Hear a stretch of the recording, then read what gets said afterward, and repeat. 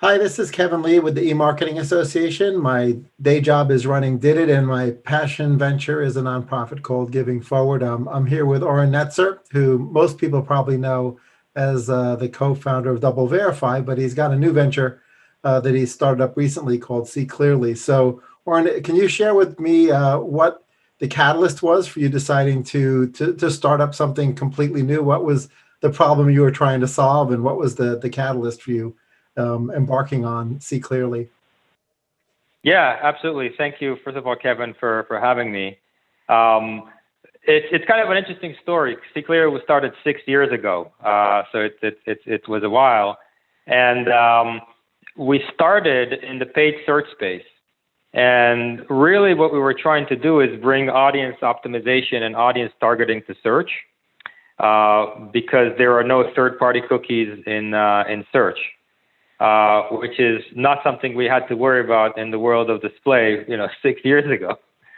Fast forward to today, our business has grown, and we've started expanding the business from search into other channels, namely programmatic.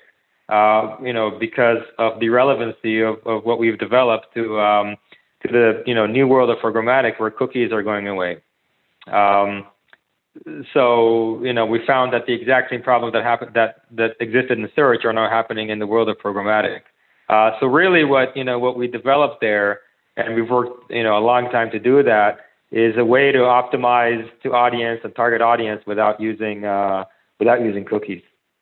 Right. Well, certainly the entire industry is being shaken up currently.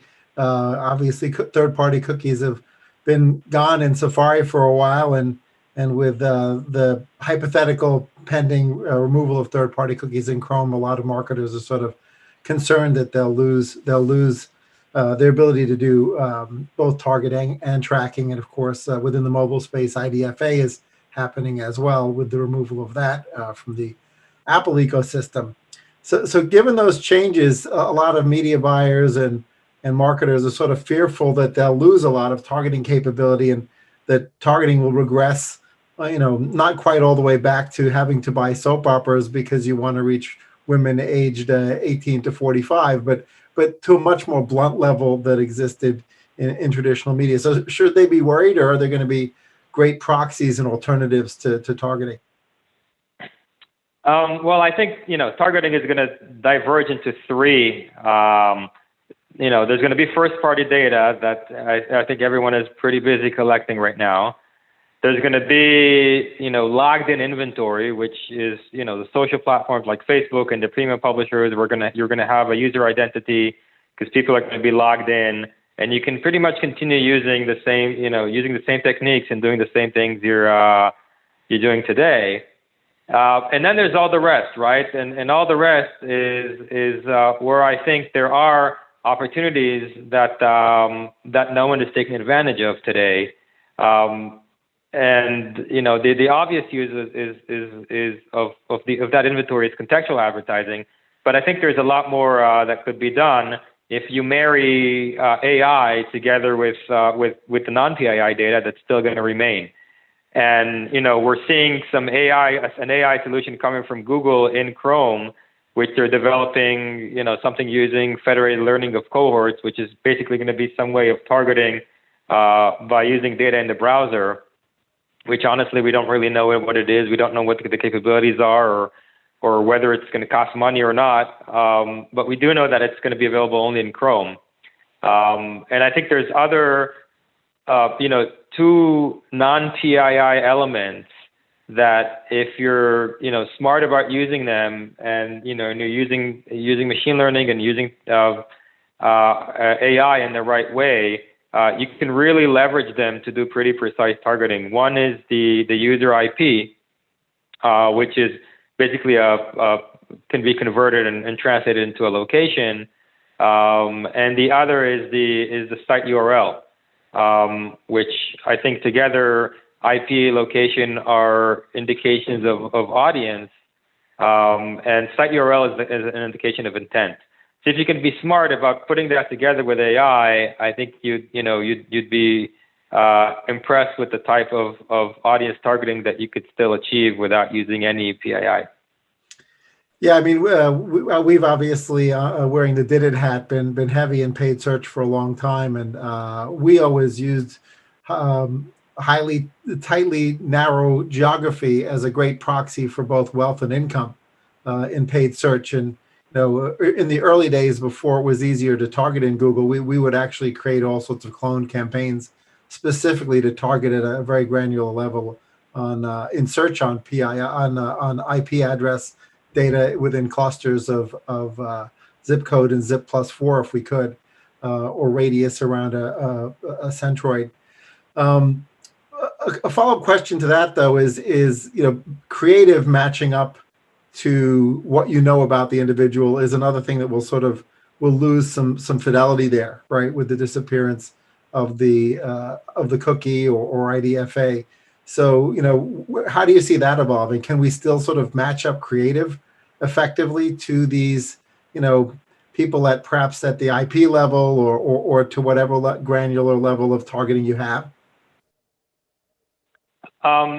Yeah, absolutely. I think it could be done to some extent. I mean, first we got to remember cookies are not accurate either, right? And neither will using IP or location or site be. But it's a lot better than a run of network approach, right? So I think you could still do pretty good creative optimization based on page content and based on page context, based on user IP or user location, based on multivariate testing to see how users are responding to changes to the creative. A lot of this, in terms of creative optimization, a lot of this could be measured in the creative as well, because if we're talking, measuring further down funnel, that could get complicated as well. But a lot of this could be measured and tested in the creative based on engagement. So I think certainly, creative optimization will change, but definitely not go away. Great, thanks so much for that. Probably about 30% of our clients are B2B, and we found that pre-pandemic, IP address is a really great proxy to get corporate level location data, and sort of half of that is still there because half of the people still VPN into their headquarters for pretty much everything, and the other half the people are work from home, right? So how do you recommend B2B marketers and agencies going after the B2B market, dealing with this sort of ambiguity that now exists where there's a blurring between a person's business identity and their personal identity as it relates to targeting? Yeah, I think that's that's a good question. I think this is a real challenge on the B2B side. The other concern I have with IP is there are talks about blocking a portion of the IP as well, and you could, that's even talks within the Google Chrome group there about blocking portions of the IP. So I think IP is a great tool, obviously when it can be leveraged, and I think even if it couldn't be fully leveraged, in those scenarios I've heard they're talking about reducing the IP from the the full 4 octets, which are PII, down to the first 3 octets, which aren't PII anymore. And I think if you're looking at just the first 3 octets of the IP, it's still there's still a lot you could do with the IP. In most of the cases, you could still reverse look up that back to a domain, and therefore still usable for B2B. It's still reverse lookable up to a location, so still usable if you're doing any targeting, audience targeting, or geo-targeting based on location. So I think we're either way it goes, I think we're still going to have a lot of those capabilities that we can leverage with the IP, and hopefully people are going to be going back to the office at least part of the time soon. Right. So geography tells you a lot about an individual, both fixed geography and potentially mobile geography. So get whatever level of resolution they have on geography, do you feel like marketers are are missing opportunities to sort of layer on demographic or psychographic factors into what location tells you about the individual?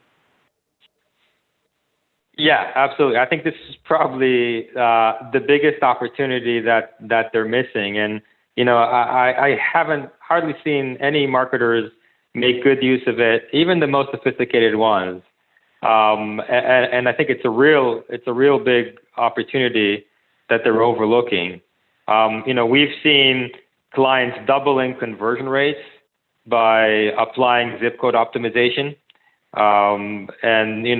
We've been able to basically create segments using zip codes where, they're 5x or even 10x better than just an average segment with no targeting. So there's a huge opportunity there to use zip codes as a proxy for audience. And I think the reasons is that, they're not taking advantage. It's first and foremost education, like you said. But the other is just the complexity. Where do you start? There's so many data points. Are they really indicative? There's 42,000 zip codes. So it's really difficult if you're, trying to address this manually. It sounds like, to some extent you've been able to do that at Did-It, which is amazing because I haven't heard a lot of agencies do that. But it's really hard to do unless you have a good, platform, a technological platform that could do that. Yeah. We had actually rolled out a platform called Maps, which was a layer on top of Maestro, Maestro was our bid management tool. We since sunset it because it was just crazy trying to compete with Marin Software, who I don't believe has had a profitable quarter, much less a profitable year. But that's a story for a different day. But at the time, when we were pitching that, for people in New York in particular, we would say hey, there's a huge difference between a person who lives on the east side below 72nd Street and a person who lives above 110th Street. And we're not talking about a big difference in geography distance-wise, but a huge difference in psychographics, demographics, wealth and income, owning property versus renting property, et cetera. All those factors would change pretty dramatically based on zip, not even with the +4. Obviously, +4 gives you even more granularity. So it's cool to see that you've jumped on it. I agree with you 100%. From a predictability basis, models that rely on accurate geodata work pretty well. I would love to hear you comment in additionally on sort of the closing of the loop, right? So obviously targeting is key, right? You need something like a cookie often to be able to close the loop and understand that the conversions happened, particularly if they're lagged conversions that don't happen in the same session. How should marketers think about that on a go-forward basis when they start to lose resolution of tracking, not just resolution of targeting? Yeah, so I think, if, like you said, if it's clicks-based conversions, it's easier, to close the loop on them because you have a click URL. But what happens if it's view-based conversions, right? So, if you're within the walled gardens, then, this is probably less of an issue because, you have Facebook or, doing their own tracking and they can close the loop for you. I think, the real challenge is if you're not in the walled gardens. And if you're not in the walled gardens, then I think it's harder, but it's not impossible. I think, you can use probabilistic measurement techniques to do that, and you can get, pretty accurate results. As an example, let's say I have a user on my site that converted, and I captured their timestamp and their IP address and device and browser. And then I can match it to my ad server log files, and I find an entry with the same IP and device and browser. This is very likely that that same person. And my ad server log file will have a campaign ID, so I can actually attribute this conversion back to my campaign. So it's possible to do. The data is there. I don't know if there are solutions out there, technology solutions that make it easy to do yet, but it's certainly something that this loop could be closed because the data is there.